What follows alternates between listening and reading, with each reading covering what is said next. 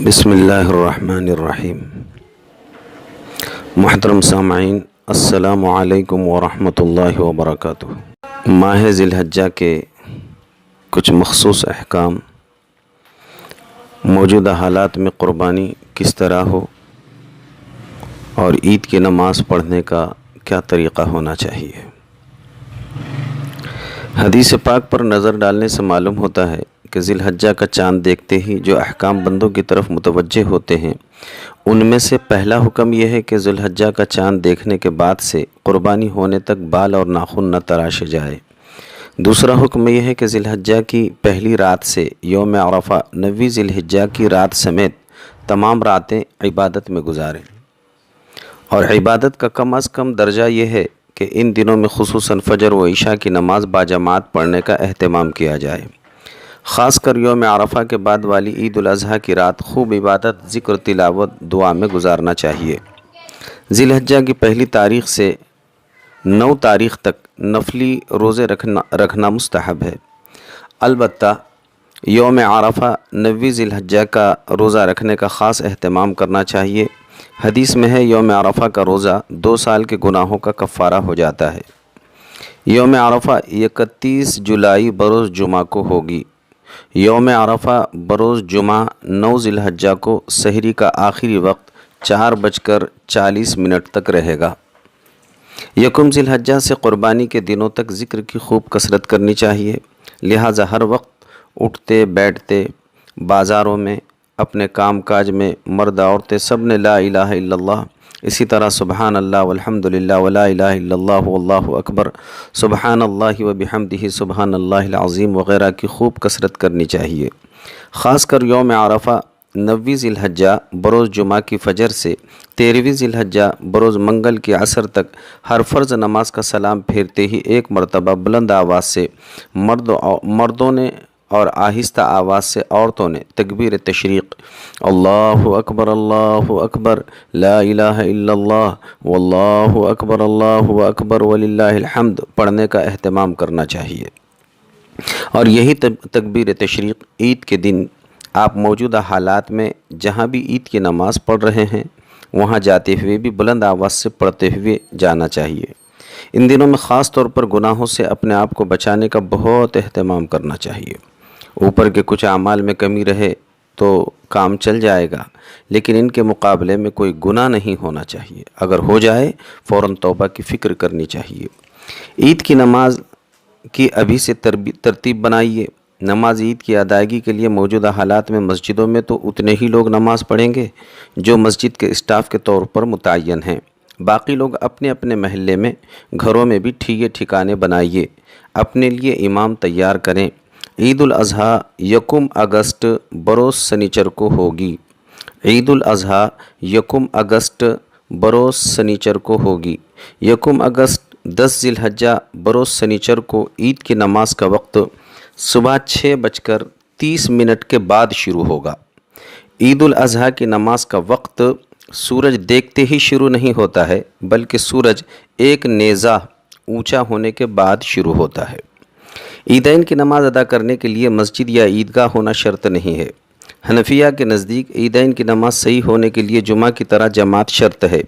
عید کی نماز میں بھی امام کے علاوہ کم از کم 4 لوگ ہونے ضروری ہے۔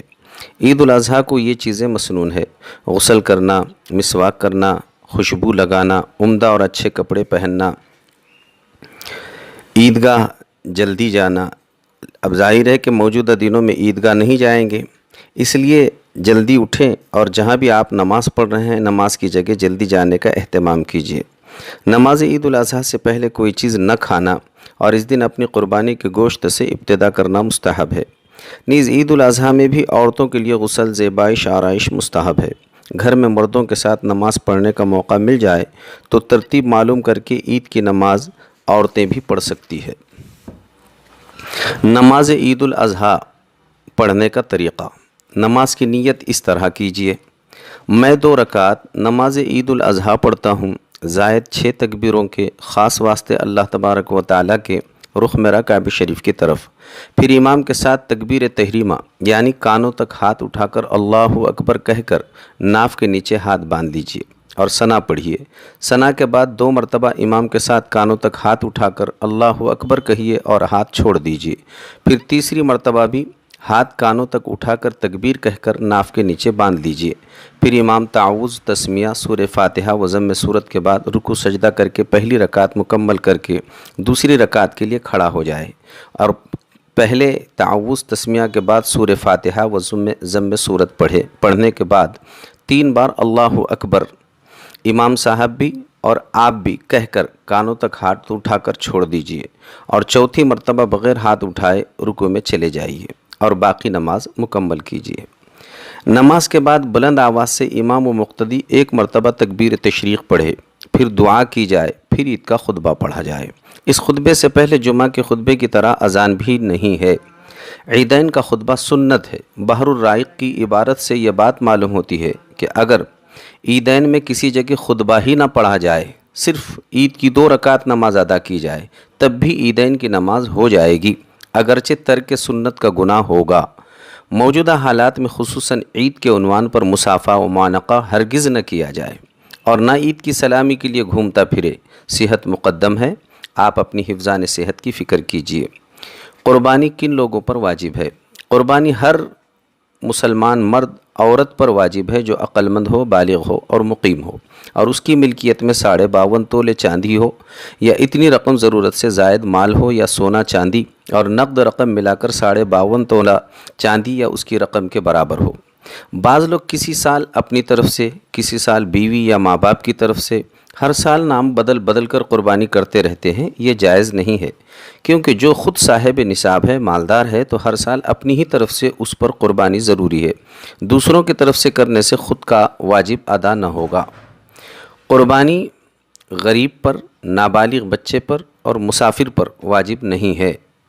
قربانی کے دن، قربانی کے 3 دن ہیں۔ 10ویں ذی الحجہ کی عید کے نماز کے بعد سے 12ویں ذی الحجہ کے شام تک قربانی کا وقت رہتا ہے۔ قربانی دن میں، رات میں، کب بھی کی جا سکتی ہے، البتہ پہلے دن قربانی کرنا بہتر ہے۔ پورے گاؤں میں یا شہر میں ایک بھی جگہ نماز عید ادا کی گئی تو سارے شہر میں قربانی کرنا جائز ہے، چاہے جس کی قربانی ہے اس نے ابھی نماز نہ پڑھی ہو، شرط ہے کسی نہ کسی جگہ نماز ہو جانا چاہیے۔ قربانی کے جانور، قربانی کے جانور متعین ہے۔ بکرا، بکری، مینڈھا، مینڈی مکمل 1 سال کے ہونے چاہیے۔ بھینس وغیرہ مکمل 2 سال کے ہونے چاہیے، بے عیب ہونے چاہیے۔ بیچنے والے عمر بتا دیں، اور حالات سے بھی اندازہ عمر کا ہو رہا ہے کہ یہ 2 سال کا ہے اور بکری بکرا 1 سال کا ہے، تو اس کا اعتبار کیا جا سکتا ہے۔ ذبح کون شخص کرے؟ قریشی حضرات سے ان دنوں خاص طور پر درخواست ہے، موقع سے آپ فائدہ اٹھانے کے بجائے قوم و ملت کو موقع پر فائدہ پہنچانے کی فکر کیجیے۔ جانور کی عمر وغیرہ بتانے میں بات صحیح کیجیے، ضروری ہی دام لیجیے۔ خریدار بھی جانور کی قیمت الگ، کٹائی چارے پانی کی قیمت الگ کر کے قیمت طے کر لیں۔ کٹائی کے ساتھ گتاہی اتنے میں ہے ایسا مت کہیے، بسا اوقات مجہول معاملے سے بے فاسد ہو جاتی ہے۔ نیز قربانی کروانے والے احباب بھی قریشی صاحبان سے جو معاہدہ طے ہوا ہے اس کا بھرپور خیال رکھیں۔ ادھار معاملہ مت کیجیے، وقت پر قیمت ادا کیجیے۔ قربانی کرنے اور کروانے والوں سے خاص گزارش ہے، صفائی کا خیال رکھیے، سوشل ڈسٹنس کا خاص خیال رکھیے، بھیڑ بھاڑ اور اکٹھے جمع ہونے سے بچیے، دوسروں کو بچائیے، پرشاسن کو اور عوام کو شکایت کا موقع دے کر خود بھی بدنام اور امت کو بدنام کرنے سے بچنے کا اہتمام کیجیے۔ جانور کو کس طرح ذبح کیا جائے اور گوشت کی تقسیم کس طرح ہو؟ سلیقہ مندی ہر عمل کی جان ہوتی ہے اور شریعت اس کی بڑی نگہبان ہے۔ جانوروں کو دکھلاوا کرنا اور راستوں پر لانا یہ انتہائی بیہودہ عمل ہے۔ مستحب یہ ہے کہ جانور کو ذبح سے پہلے پانی پلایا جائے، چھری جانور کے سامنے تیز نہ کی جائے، خوب تیز چھری سے ذبح کیا جائے۔ ذبح کے وقت ذبح کرنے والا صرف دل میں نیت کر لے کہ جن 7 لوگوں کی طرف سے یہ جانور لیا گیا ہے ان سب کی طرف سے میں اس کو ذبح کر رہا ہوں، اور زبان سے اس نیت کے بعد بسم اللہ اللہ اکبر کہہ کر ذبح کر دے۔ ذبح کے بعد جانور کے ٹھنڈا ہونے کے بعد چمڑا چھلے، قربانی کے بڑے جانور میں 7 حصے اور چھوٹے میں 1 حصہ ہوتا ہے۔ بہتر یہ ہے کہ آپ اپنے حصے کے 3 حصے کیجئے، 1 حصہ خود اپنے گھر میں کھانے کے لیے رکھیے، دوسرا حصہ رشتہ دار دوست احباب میں تقسیم کیجئے اور تیسرا حصہ غریب اور فقراء میں تقسیم کیجئے۔ موجودہ حالات میں تقسیم کی دشواری ہو تو تقسیم کرنا ضروری نہیں ہے۔ آپ اپنے جانور کے مکمل گوشت کو خود ہی گھر میں فریج وغیرہ میں رکھ سکتے ہیں، دھوپ میں سکھا کر رکھ سکتے ہیں، اس کے کباب وغیرہ بنا کر رکھ سکتے ہیں، اور جب تک کھانا چاہیں آپ اپنی قربانی کا گوشت جتنے دنوں تک کھانا چاہیں کھا سکتے ہیں۔ نیز یہ گوشت انہی 3 دنوں میں تقسیم کرنا فرض نہیں ہے۔ اگر تقسیم میں وقتی طور پر دشواری ہو بھی تو ہفتہ 10 دن بعد بھی آپ اس کو تقسیم کرنا چاہیں تو تقسیم کیا جا سکتا ہے، اس میں کوئی حرج نہیں ہے۔ موجودہ حالات میں قربانی کے 3 دنوں میں 10، 11، 12 ذی الحجہ میں مالدار صاحب نصاب لوگوں کو قربانی ہی کرنی ہوگی۔ کسی بھی حالت میں قربانی کا بدل ان 3 دنوں میں صدقہ نہیں ہو سکتا۔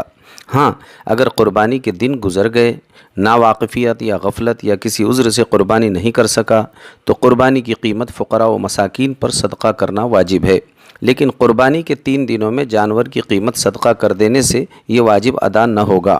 یہ شخص ہمیشہ گناہ گار رہے گا، کیونکہ قربانی ایک مستقل عبادت ہے۔ جیسے نماز پڑھنے سے، روزہ رکھنے سے نماز ادا نہیں ہوتی، زکوٰۃ ادا کرنے سے حج ادا نہیں ہوتا، ایسے ہی صدقہ و خیرات کرنے سے قربانی ادا نہیں ہوتی۔ اس لیے ہر شخص اپنی قربانی کی فکر کرے۔ قربانی بکری، مینڈی کی بھی کی جا سکتی ہے۔ اللہ ہم سب کو عمل کی توفیق عطا فرمائے۔ محترم سامعین، حالات بڑے سنگین ہیں۔ مسلمان ہو کر بھی بعض لوگ منافقت کرتے ہیں اور غیر ضروری خبریں ادھر سے ادھر پہنچانے کا کام کرتے ہیں۔ ان سے ہوشیار رہیے۔ ان کا معاملہ اللہ کے پاس کتنا کٹھن ہوگا یہ اللہ ہی جانتا ہے۔ اللہ ایسی منافقت سے ہر مسلمان کی حفاظت فرمائے۔ آپ اس گناہ سے خود بھی بچیے، صفائی کا خیال رکھیے، گوشت بھی عام نہ کیجیے، تھیلیوں میں، بیگ میں رکھ کر تقسیم کیجیے۔ گھر کے باہر صفائی کے علاوہ تکلیف سے سب کو بچانے کی فکر کیجیے۔ یاد آ جائے تو اس سیاہ کار محمد عارف کو بھی اپنی مقبول دعاؤں میں یاد کیجیے، آپ کا بڑا احسان ہوگا۔ وآخر دعوانا ان الحمد للہ رب العالمین۔